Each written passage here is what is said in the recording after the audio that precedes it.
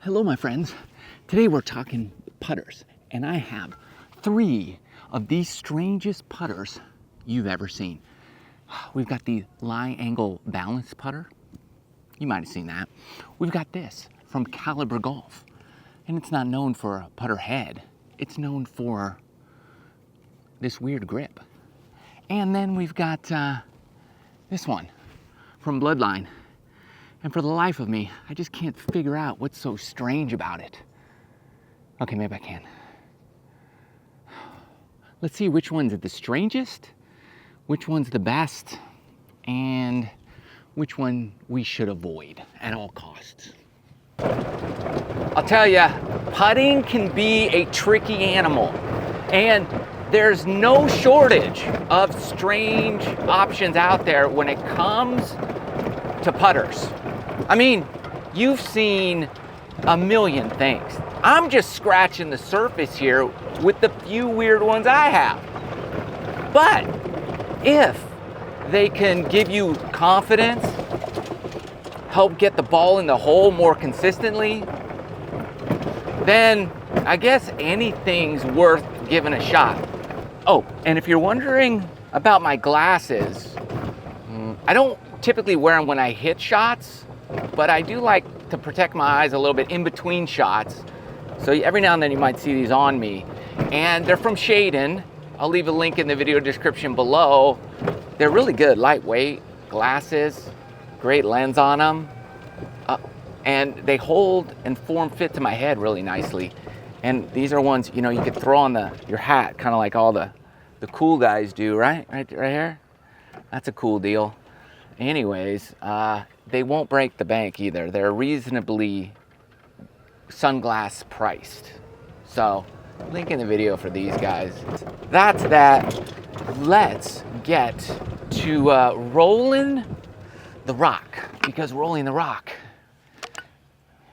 hopefully, sometimes helps your pocketbook, and many times hurts it.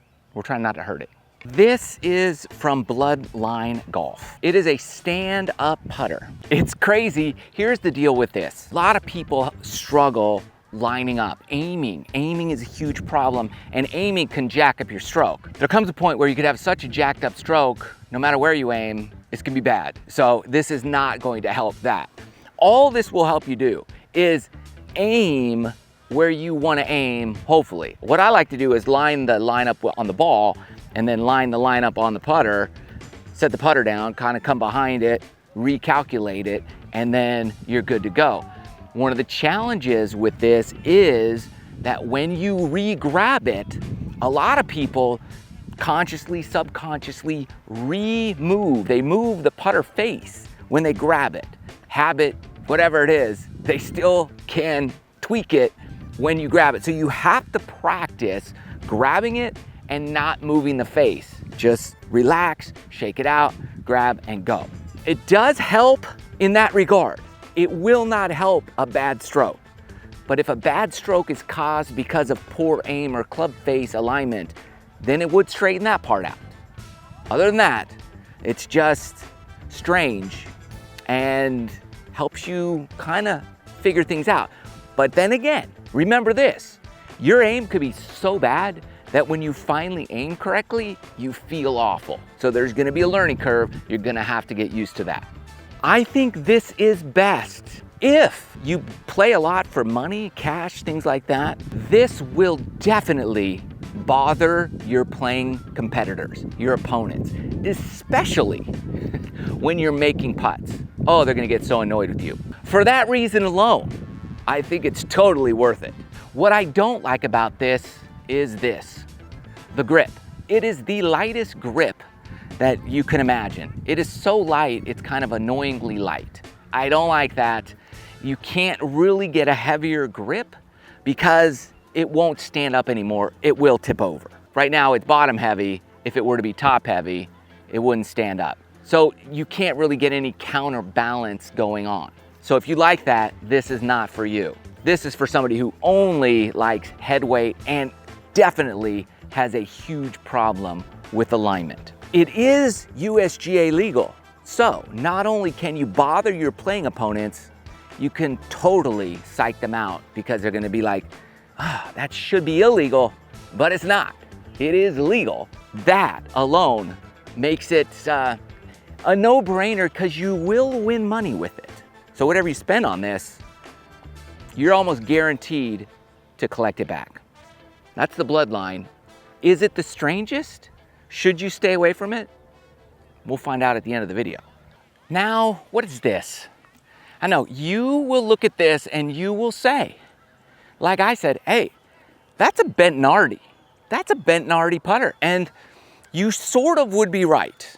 Now, these guys from Caliber Golf can basically put any head, almost any head, on this. This is what's weird and strange about this putter. It's the grip. The grip is sort of a hockey style grip.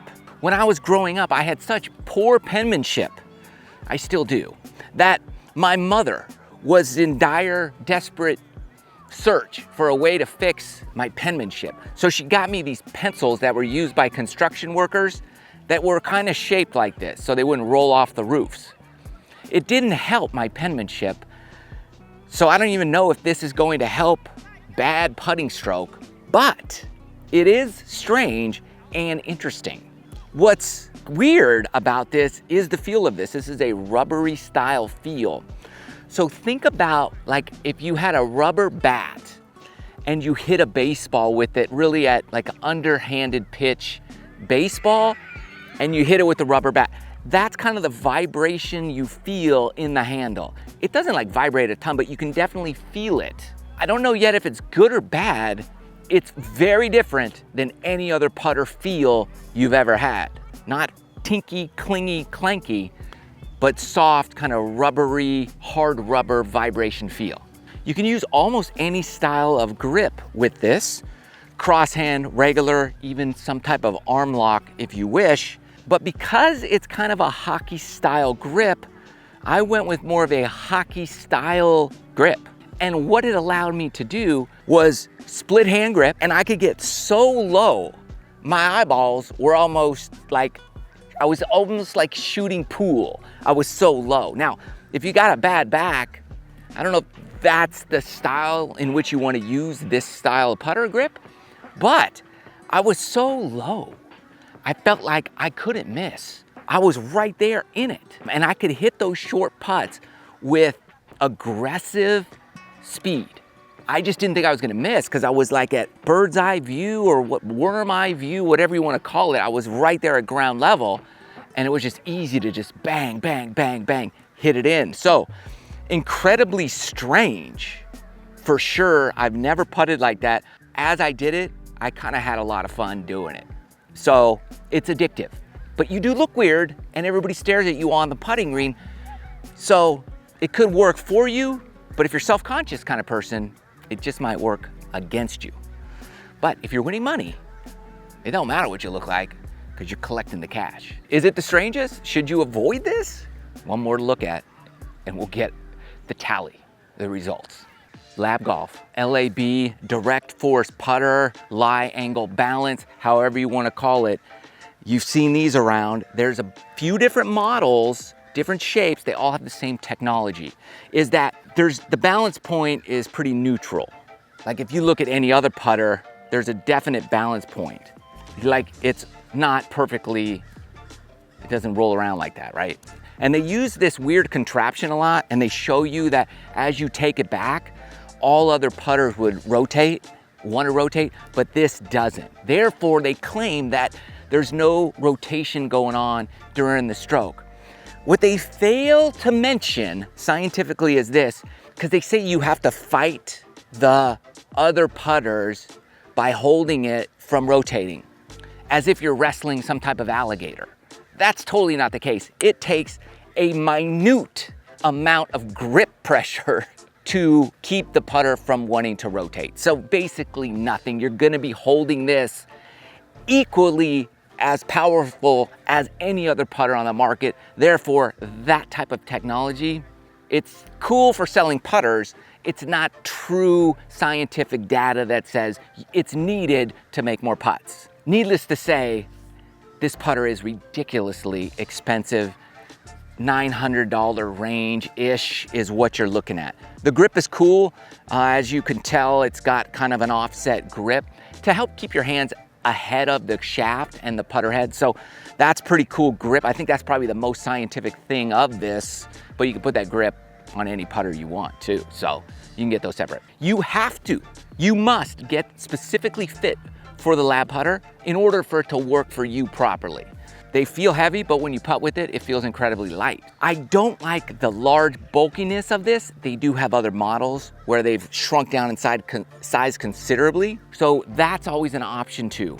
However, they are crazy expensive. A lot of people are using these with great success. I will say that when you line up and you look at it, yes, it's giant, but because of their technology, I think you can strike it nearly anywhere on the putter face, and it's the sweet spot. You're not losing a lot off toe and heel, as you would with other putters. So I think the science helps in that regard, but not really holding it from rotating the face. If you have an open face, it's gonna be open regardless of what you do. It just helps when you miss strike off center. It is strange, it is giant, it's gonna turn some heads. If you have confidence, you're gonna make putts. Lack of confidence, you're never gonna make a putt, no matter what you use. I know what you're gonna ask. Which one goes in my bag? That's a really great question. I goof around with all these. The Caliber Golf is the one that kinda is the closest to being in my bag. I would say avoid none of them because they are all worth something to somebody in some way, shape, or form. For me, the most fun to use, is the stand-up putter. The second most fun is the Caliber Golf, hockey style putting. And the one I like, unfortunately, the least, for me, is the lab putter. Primarily because I got the most giant version of it. I think if I got the smaller one, I might like it a lot better. Because I do like the feel of it a lot. Although I don't think the rotational thing is that important, it does have an incredible feel, the best feel of all of them. Which one do you avoid? I don't think any are, don't get this. The lab one's the most expensive, so if you're on a budget, you're gonna have to avoid that one. I'd say the easiest one to test out would be the Caliber Golf, but I like them all in a strange way. Love you guys. See you next time.